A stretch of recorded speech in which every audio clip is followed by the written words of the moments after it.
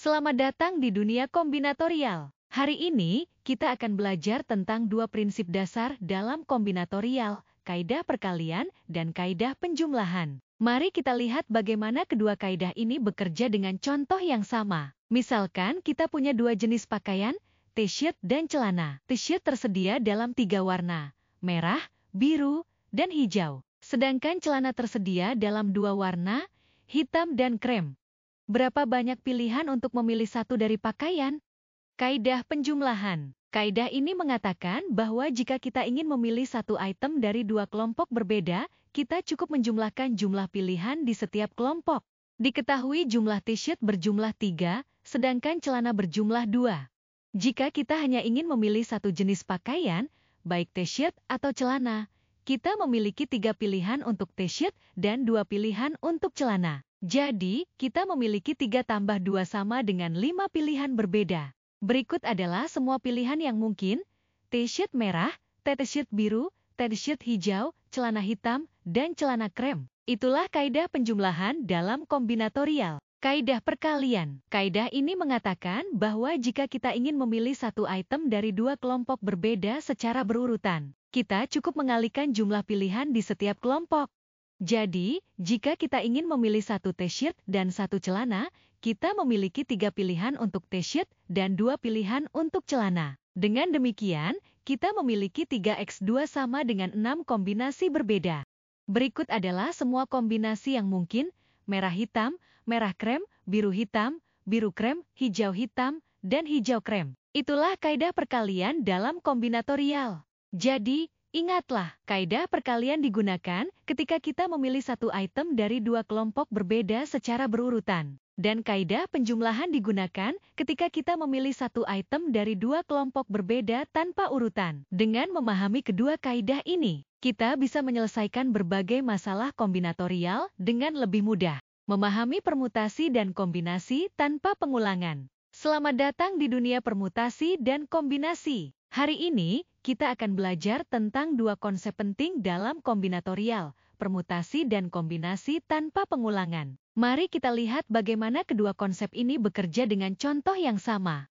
Misalkan kita punya 3 huruf A, B, dan C. Kita akan melihat bagaimana kita bisa mengatur dan memilih huruf-huruf ini dengan cara yang berbeda. Permutasi tanpa pengulangan. Pertama, mari kita lihat permutasi tanpa pengulangan. Permutasi adalah cara untuk mengatur semua atau sebagian dari suatu kumpulan objek dalam urutan tertentu. Jika kita ingin mengatur 2 huruf dari 3 huruf, kita menghitung jumlah permutasi dengan rumus pi, n, k, sama dengan n faktorial dibagi n k faktorial, di mana n adalah jumlah objek dan k adalah jumlah objek yang dipilih. Dengan 3 huruf dan memilih 2, kita punya pi, 3, 2, sama dengan 3 faktorial dibagi 3 kurang 2, sama dengan 3 kali 2 kali 1 dibagi 1 sama dengan 6 cara berbeda untuk mengatur 2 huruf dari 3 huruf tersebut. Berikut adalah semua 6 permutasi yang mungkin: AB, AC, B, A, BC, CA, dan CB. Kombinasi tanpa pengulangan. Sekarang, mari kita lihat kombinasi tanpa pengulangan. Kombinasi adalah cara untuk memilih beberapa objek dari suatu kumpulan tanpa memperhatikan urutannya. Jika kita ingin memilih 2 huruf dari 3 huruf, kita menghitung jumlah kombinasi dengan rumus C, NK, sama dengan faktorial, K faktorial, NK, faktorial, di mana N adalah jumlah total objek dan K adalah jumlah objek yang dipilih.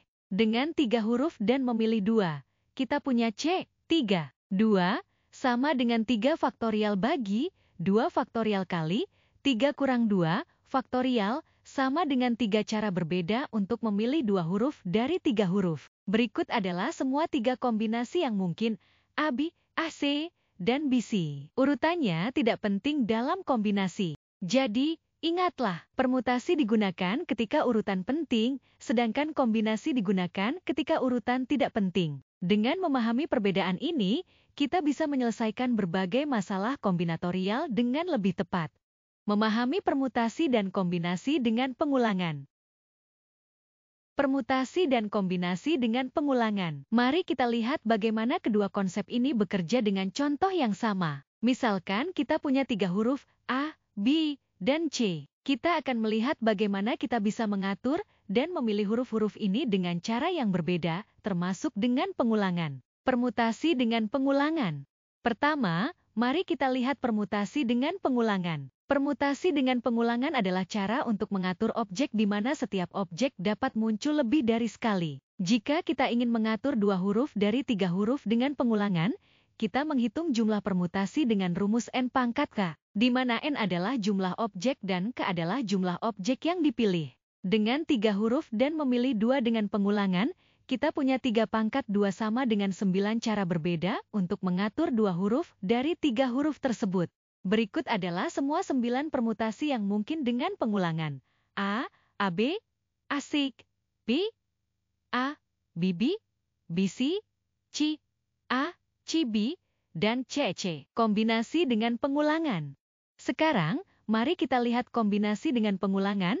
Kombinasi dengan pengulangan adalah cara untuk memilih beberapa objek dari suatu kumpulan di mana setiap objek dapat dipilih lebih dari sekali dan urutan tidak diperhatikan jika kita ingin memilih 2 huruf dari 3 huruf dengan pengulangan. Kita menghitung jumlah kombinasi dengan rumus C, N tambah dikurang 1, K, N tambah kurang 1, faktorial dibagi ke faktorial, N kurang 1, faktorial, di mana N adalah jumlah total objek dan K adalah jumlah objek yang dipilih. Dengan 3 huruf dan memilih 2 dengan pengulangan, kita punya C, 4. 2 sama dengan 4 faktorial dibagi 2 faktorial kali 4 kurang 2 faktorial sama dengan 6 cara berbeda untuk memilih 2 huruf dari 3 huruf. Berikut adalah semua 6 kombinasi yang mungkin dengan pengulangan. A, AB, AC, BB, BC, dan CC. Urutannya tidak penting dalam kombinasi. Jadi, ingatlah, permutasi dengan pengulangan digunakan ketika urutan penting dan objek bisa berulang. Sedangkan kombinasi dengan pengulangan digunakan ketika urutan tidak penting tetapi objek bisa berulang. Dengan memahami perbedaan ini, kita bisa menyelesaikan berbagai masalah kombinatorial dengan lebih tepat.